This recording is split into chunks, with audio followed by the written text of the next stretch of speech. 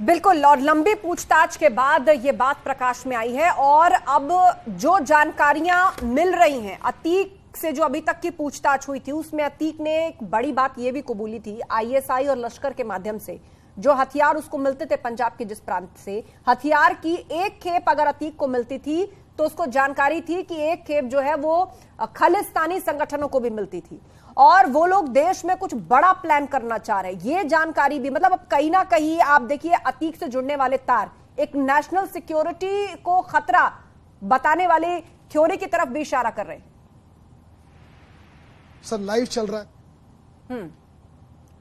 अमित, आवाज आ रही है आप तक? जी सवाल दोहराइए प्लीज। जी, सवाल ये है कि अतीक से मिली हुई जानकारियां और डॉट्स को कनेक्ट करें तो नेशनल सिक्योरिटी के लिए भी कितना खतरनाक ये लिंक था। अतीक ने बताया है पूछताछ में कि लश्कर और आईएसआई जो पंजाब प्रांत में जाकर हथियार ड्रोन से डिलीवर करते थे, वो हथियार जो अतीक को मिलते थे कुछ खालिस्तानी संगठनों को भी मिलते थे जो देश में कुछ बड़ा प्लान करना चाह रहे थे। देखिए निश्चित तौर पर कई चीजें निशानदेही पे सामने आई। जो कल पिस्टल बरामद हुई है उसमें पाकिस्तान का कार्टेजेस हैं, पाकिस्तान ऑर्डिनेंस के उसमें 9 कार्टेजेस थे। इसके अलावा यूएस की एक पिस्टल थी 32 बोर के। से तमाम चीजें बरामद हुई।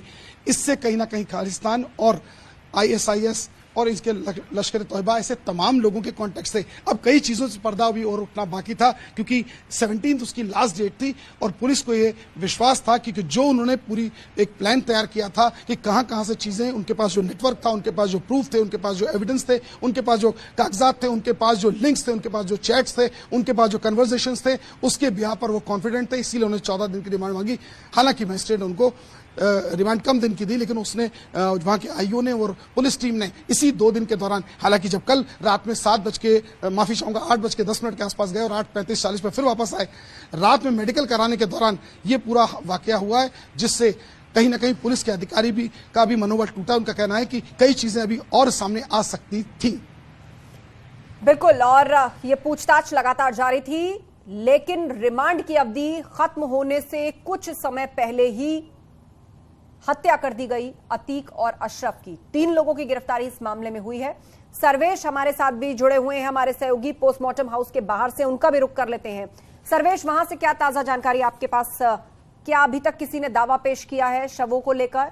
क्योंकि कब्रें तो खोद दी गई हैं, अब आज ही सुपुर्दे खाक भी किया जाना है जा रहा है और मैं मोर्चरी के गेट पर मौजूद हूं, लेकिन अभी तक किसी ने दावा नहीं किया है। और जो ये डॉक्टर्स हैं वो भी निकलकर बाहर खड़े हैं और कुछ यहाँ पर कर्मचारी हैं वो भी बाहर खड़े हैं और यहाँ पर सिक्योरिटी गार्ड्स हैं। यहाँ पर सचिंदर साहू ये भी यहाँ पर हैं और ये बार बार गेट खोल रहे हैं। कुछ लोग आ रहे हैं, कुछ जा रहे हैं, लेकिन 2 यहाँ पर शववाहन हम दिखाना चाहेंगे, कैमरा पर्सन से कहेंगे वो दिखाएं। 2 शववाहन यहाँ पर आ चुके हैं। एक में माफिया अतीक अहमद को और दूसरे में अशरफ के शव को ले जाया जाएगा और यहाँ से कसारी मसारी कब्रिस्तान के लिए शव ले जाया जाएगा, क्योंकि कसारी मसारी का जो कब्रिस्तान है वो अतीक अहमद का पुश्तैनी कब्रिस्तान है। वहीं पर उनके परिवार के लोगों के शवों को दफनाया जाता है और कल असद के भी शव को वहीं पर दफनाया गया था और वहीं सुपुर्द खाक किया गया था।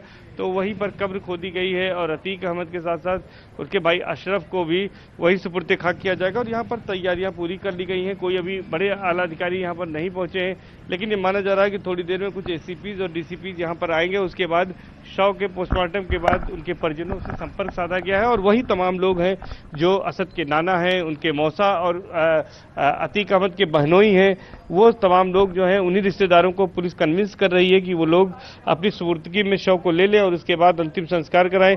तो अंतिम संस्कार को लेकर भी उसी तरह के इंतजाम किए गए हैं जिस तरह कल असद के अंतिम संस्कार को लेकर किए गए थे। गेट पर जो है वो बैरियर लगाया गया है और तमाम लोग जो परिवार के हैं जिनका सूची में नाम रहेगा वही लोग अंदर जाएंगे, वही दफनाने के पहले नमाज पढ़ेंगे और उसके बाद फातिहा जाकर पढ़ेंगे और दोनों शवों को दफनाया जाएगा। ज़्यादा लोगों को जाने की इजाज़त नहीं होगी, चूँकि धारा 144 भी लागू कर दी गई है। इसके साथ ही साथ बड़ी संख्या में पुलिस फोर्स का डिप्लॉयमेंट भी चकिया इलाके में किया गया है। सुबह से ही, देर रात से ही कहें कि फ्लैग मार्च किया जा रहा है, जिसकी वजह से अब तक सब कुछ शांतिपूर्ण चल रहा है। तो ये बड़ी बात है कि अब यहाँ पर शवों को लेकर इंतजार किया जा रहा है कि पोस्टमार्टम की कार्रवाई पूरी हो और शवों को हैंडओवर किया जाए, जिसके बाद इन शव वाहन के जरिए यहाँ से भेजा जाए। लेकिन अभी तक जो हमारे पास जानकारी है, किसी ने शव को लेने के लिए क्लेम नहीं किया है। पुलिस की कोशिश यही है कि इस मामले में जल्दी से जल्दी परिजन शव के लिए क्लेम करें और शव उनको सौंप दिया जाए, जिसके बाद पुलिस कड़ी सुरक्षा में अपनी निगरानी में शवों का अंतिम संस्कार करा दे। जिस तरह से बेखौफ होकर कल यहाँ पर ये घटना हुई थी, उसके बाद से ये माना जा रहा था कि अपने आप में ये बड़ी वारदात है और कहीं न कहीं जो शहर की फिजा है वो खराब हो सकती है। तो यहाँ पर जो है, और अभी अभी हमारे पास देखिए राजीव आए हैं और ये राजीव अस्पताल से आ रहे हैं जहां पर कुल घटना हुई थी। राजीव, आपके पास क्या नई जानकारी है जो दर्शकों को अभी आप देंगे? देखिए, जो ये बताया जा रहा है कि कल रात में जो ये हत्याकांड हुआ था उसमें जिस तरह से इस हत्याकांड को अंजाम दिया गया था, ये बेहद सोची समझी साजिश के तहत अंजाम दिया गया था और शार्प शूटरों के द्वारा इस पूरे घटनाक्रम को अंजाम दिया गया था। अतीक अशरफ हत्याकांड में जो पिस्टल यूज की गई थी वो काफी सोफिस्टिकेटेड थी, वो तुर्की की पिस्टल बताई जाती है जिसकी कीमत अमूमन 6 से 7 लाख रुपए होती है।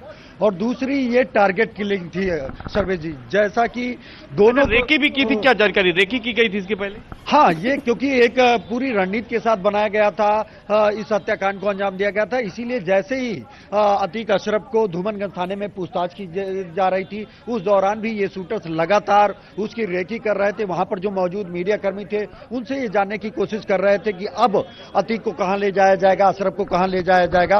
और जब उन्होंने इस बात की तस्दीक कर ली कि इस पूछताछ के बाद अतीक को मेडिकल के लिए कालविन हॉस्पिटल ले जाया जाएगा,